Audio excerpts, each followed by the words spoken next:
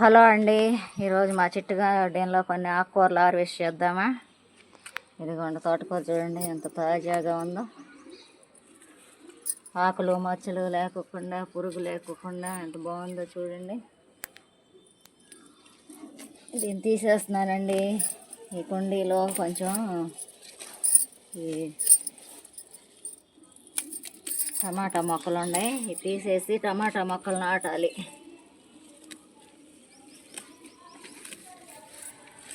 ఇలా ఈ వేసవకాలం చక్కగా ఆకుకూరలు పెంచుకోండి.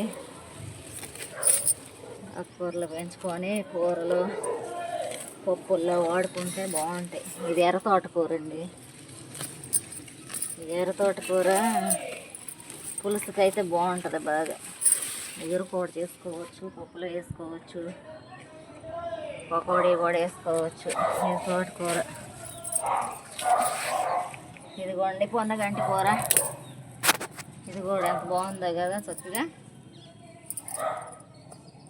ఇది కంటికి మంచిదని డాక్టర్లు చెప్తారు కదా. దీన్ని పెంచడం భలే ఈజీ అండి. దీనికి ఏం అక్కర్లేదు. ఇలా ఒక కొమ్మ నాటుకొని చక్కగా వాటర్ ఇస్తే చాలు. దీనికి తెగుళ్ళు కూడా రావు. తెగుళ్ళు, పురుగు పట్టడం అవేమీ ఉండదు.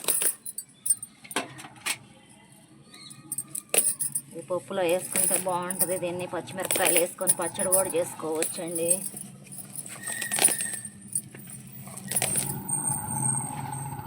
Easy maintenance. చక్కగా చిన్న కుండీ పెట్టుకొని బాల్కనీలైనా పెంచుకుంటే త్వరగా పెరుగుద్ది. ఒక వారం రోజుల్లోనే హార్వెస్ట్ చేసుకోవచ్చు.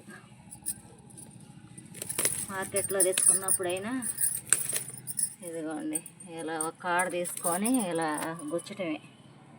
ఇలా గుచ్చుకున్నాం అనుకోండి, మట్టి కూడా కదిలించక్కర్లే. చక్కగా గుచ్చి వాటర్ ఇస్తుంటే తొందరగా గ్రో అయ్యి చక్కగా వారానికి ఒకసారి వేసుకోవచ్చు పప్పులో. పప్పు చాలా రుచిగా ఉంటుంది. మళ్ళీ చెప్తున్నాక పొన్నగంటి కూర అంటే కంటికి ఆరోగ్యాన్ని ఇస్తుందని చెప్తారు కదా. చక్కగా ఇలా పెట్టుకొని వాడుకోండి.